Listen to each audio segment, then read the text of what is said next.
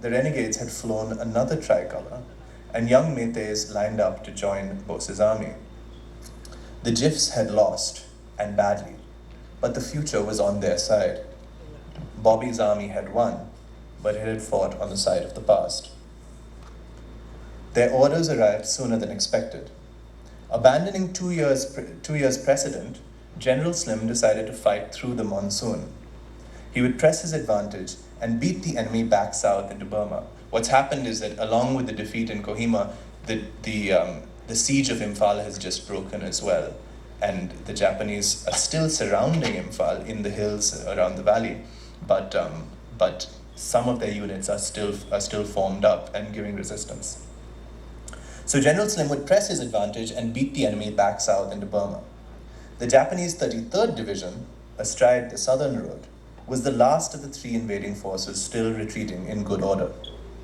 The 5th Indian Division, which Bobby belonged to, would pursue them across the Manipur River, up the perilous ascents called the Ladder and the Chocolate Staircase, to the town of Tidin, where the last massif of the Chin Hills dropped away to the plain towards Mandalay. There, the recoiling Japanese would turn and face them, and would have to be defeated before they could all go home. Through the ruined paddy and the marshes by Loktak Lake, and on the high dewy pastures above Bishnupur, the two divisions grappled and crashed south away from Imphal.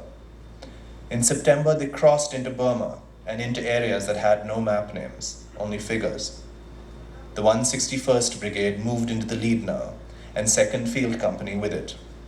The hills massed in, wooded and ravined, mounting so far overhead that Bobby could crane his neck and see sun-bright slopes above, a mirror image afloat in the sky. The quality of the Tiddim Road reflected the nature of the war on it, pathetic and physically brutal. Wrecked once in the British retreat in March, the road was newly cratered and collapsed by the Japanese now. Each downpour or bomb fumbled from a passing hurricane could loose tons of waterlogged clay onto it.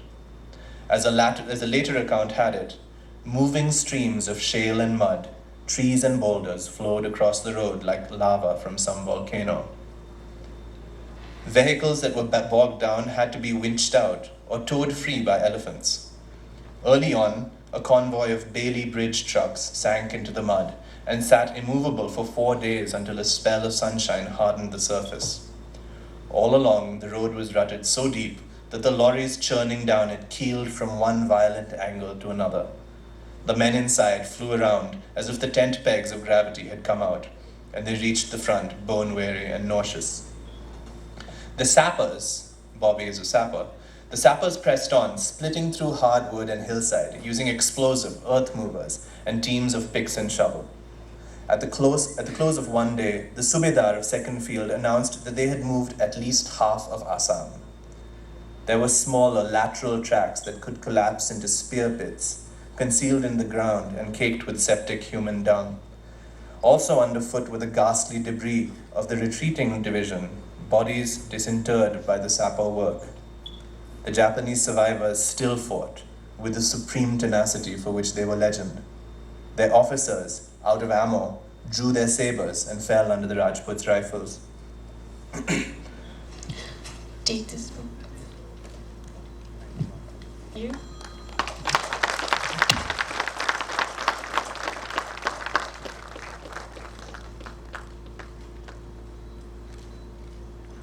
Distinguished guests, ladies and gentlemen,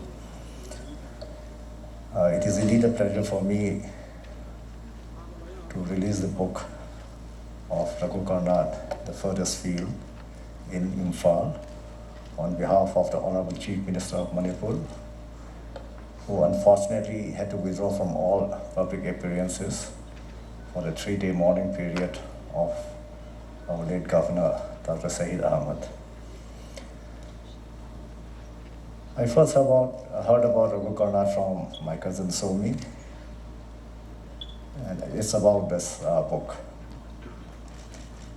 And when I went through the book, I find it quite fascinating because as far as I could remember, I have seen only one book on the Second World War written by an Indian author, which is about some 20 or 25 years back. It is on the 14th Army, written by a brigadier. Most of the books on the Second World War, particularly of the Battle of Imphal and Kohima, were written by from the British side. History is basically the version of the victors, not of the vanquished. But not all participants in the victory are able to write their own version.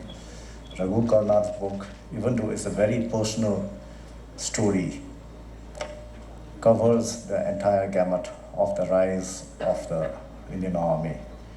Because the Indian Army during the Second War have changed the outlook totally. Earlier, only what is known as the martial races were recruited in the Indian Army. But during the Second World War, from different communities, so the Indian were recruited. So Indian Army became a part of what is known as the mini India. From Mahars, from the Dogras. Dogras are particularly martial races, but from the Civil caste, from the Harijans, people have joined the Indian Army. And during the Second World War, the outlook of the Indian Army also changes. The British Indian Army were earlier not very well equipped, but when they have to face the Japanese, they have to be very, very well equipped. So they were given with the most of the modern weaponry. Of Kohima. Please welcome Emma Horn. With us today, Mr. Yangmaso Sisak from Sangsak village, Ukhrul. Yangmaso Sisak, I think he deserves a great round of applause. We request you to take your seat, sir.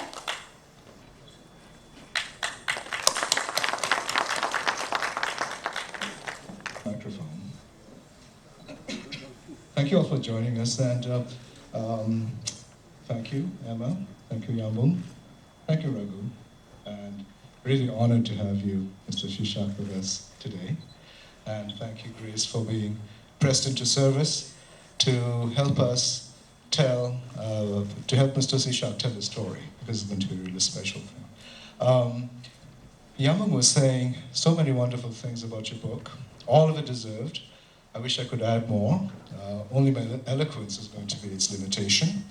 But one of the things that I do want to ask you to perhaps start the conversation, because, ladies and gentlemen, I think that since we have a very special event today, we have billed it as a question and answer, but I really would welcome a conversation with all of you, because I know all of you come from families that have very personal stories, like Raghu does, about the Second World War. But one of the things I wanted to ask you to address is really your research. It's phenomenal.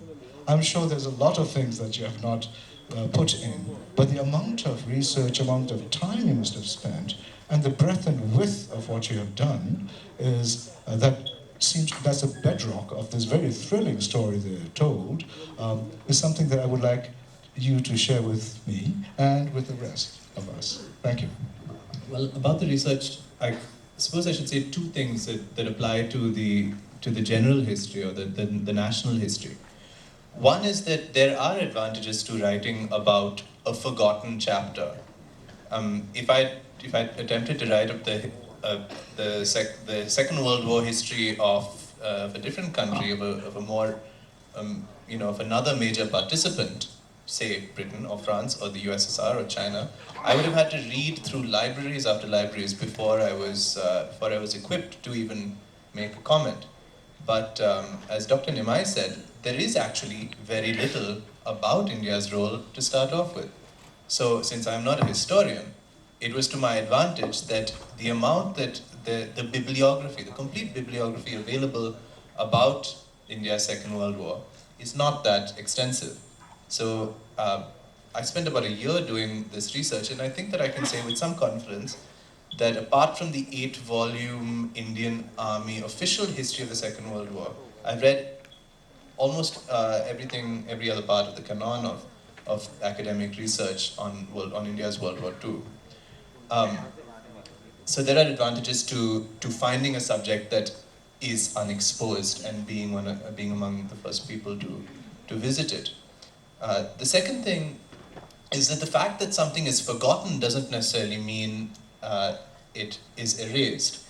And especially when it comes to India's Second World War, it's vanished, I think, largely from the public consciousness or the common awareness of the civilian population.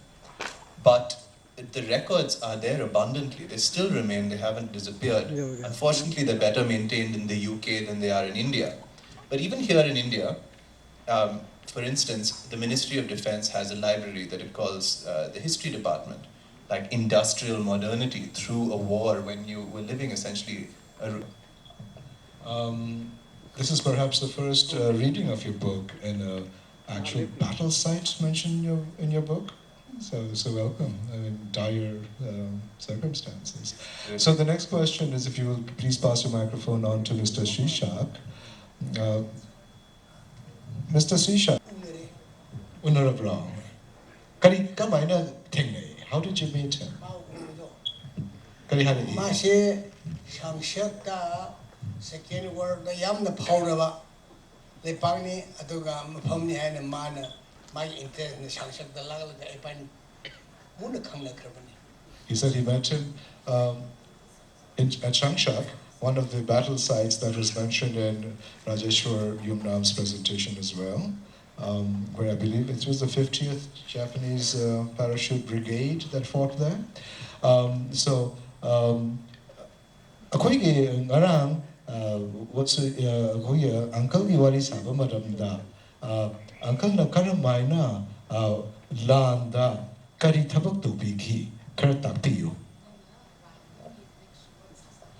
I'm asking him to tell a few stories about how he was involved in the war.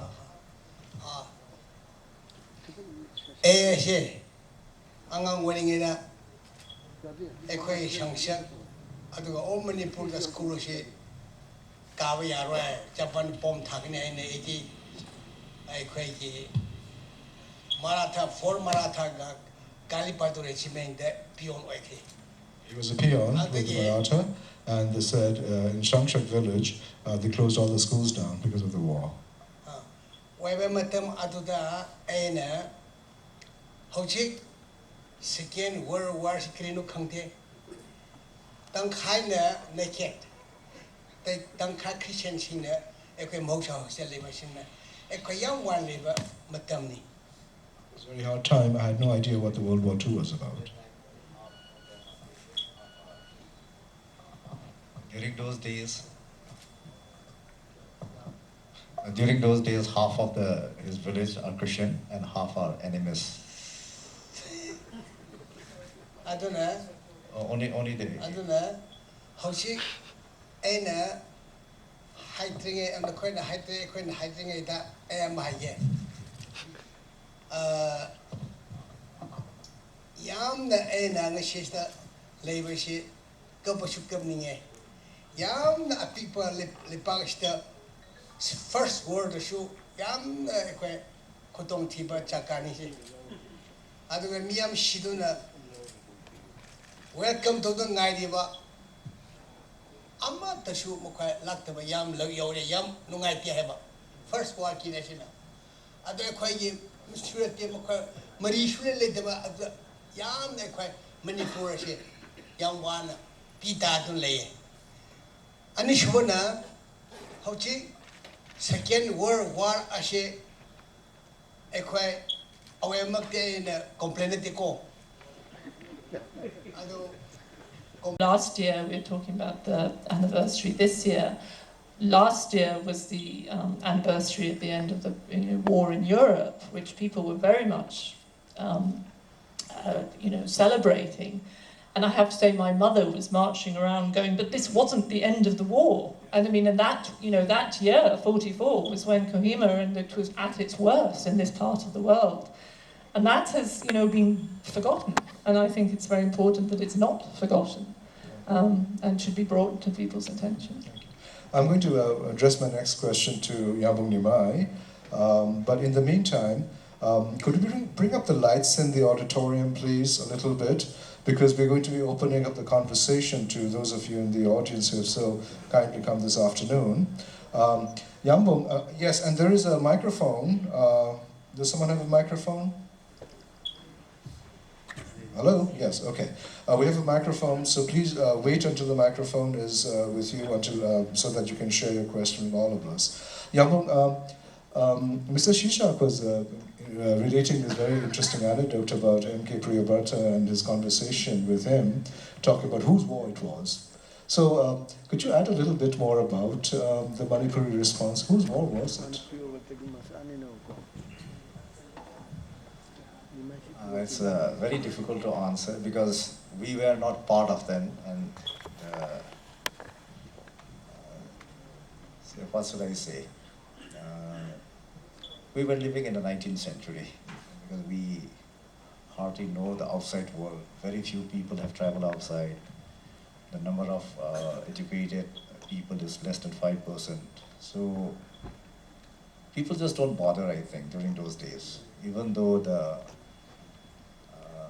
elite were supporting the British, there are some people from the Moirang side where the INA had penetrated supported the Japanese.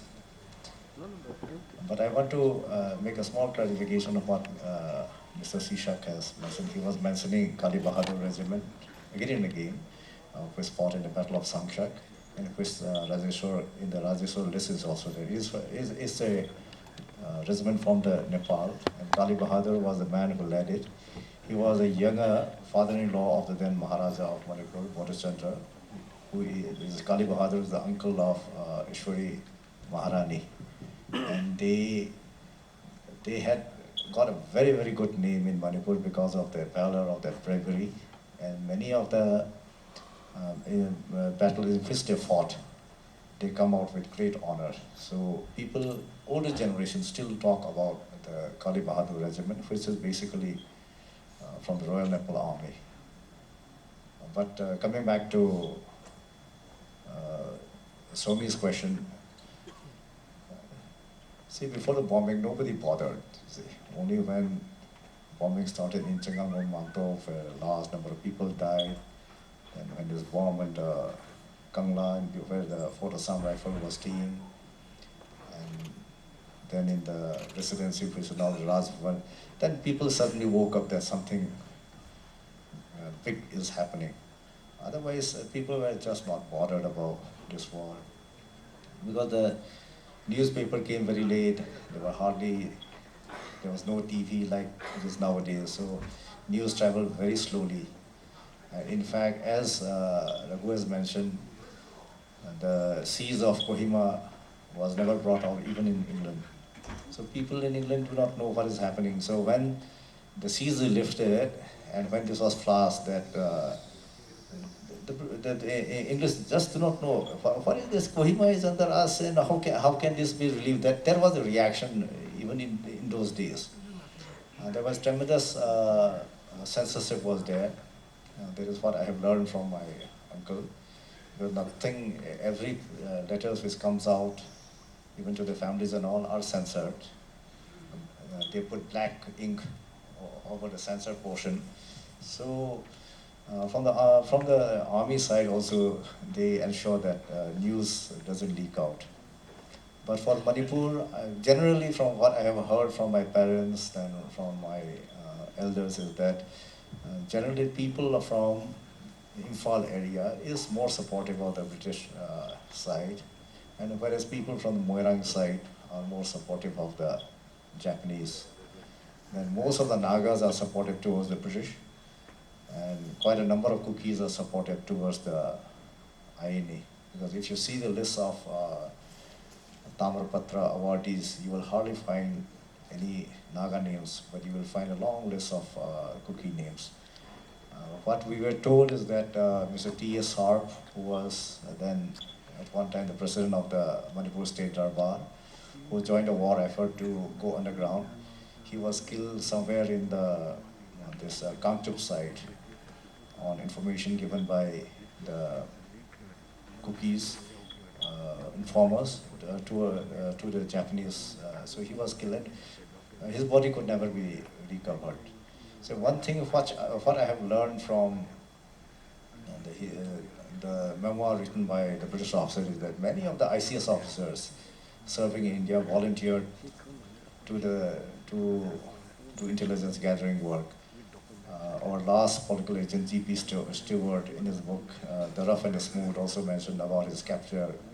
He was an ICS officer, but he went in Malaysia, and he was gathering information. He was captured, and he was kept as a prisoner of war till the end of the war. So many of those British officers are so dedicated. So if you ask me, say, any of our IAS officers now to go underground and collect information, I think 90% will say, I will quit the service. But these people are so dedicated that they went underground, people have died. And I have gone through this book, The Rough and the Smooth by G.P. Stewart, our last political agent, and he was there for a very long time as a prisoner of war in Malaysia, in the Malay Peninsula. So, by and large, I think the Manipuri people are more supportive of if you do the balancing, I think they are more toward the British. Okay, thank you. So now we're going to take some, I was going to say questions, but perhaps this might be interesting for our guests over here. If anyone has any questions, could you please say just a few words about what your family did during the war? So any questions or any memories that you want to share with the rest of us? Anyone?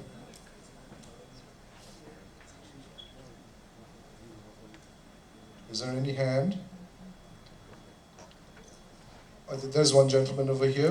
Please wait for the microphone. Hello, could we get the microphone? Everybody, sir. My heartiest congratulations to Raghu Karnad, who have come all along from here for releasing this Fadia's Field books. It is very interesting about the narration also. Here, I have not the questions to interact, but I have a very fascinating story to tell about the Gruesham Second World War in Irangbang village that is about 3 kilometers away from Red Hills. That is my opposite. And this story has some manifold sites of the Second World War among the villages. So, can I will take only 2 minutes time.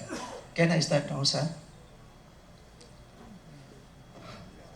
Did you want to tell a story? A little bit about your yes, family. Yes. Sir, when the Second World War was on its last leg, the monsoon was at its best. The Japanese was out of food, and they have to at the night time, not at the daytime. At the night time, they have go to the local houses for some morsels of the food. And among the maites, in the cooking pot, we have 2, 3, 4 pots of some we call it chakho. That is only few round grains, so that if any latecomers comes and asks for food, that is for that kind of food.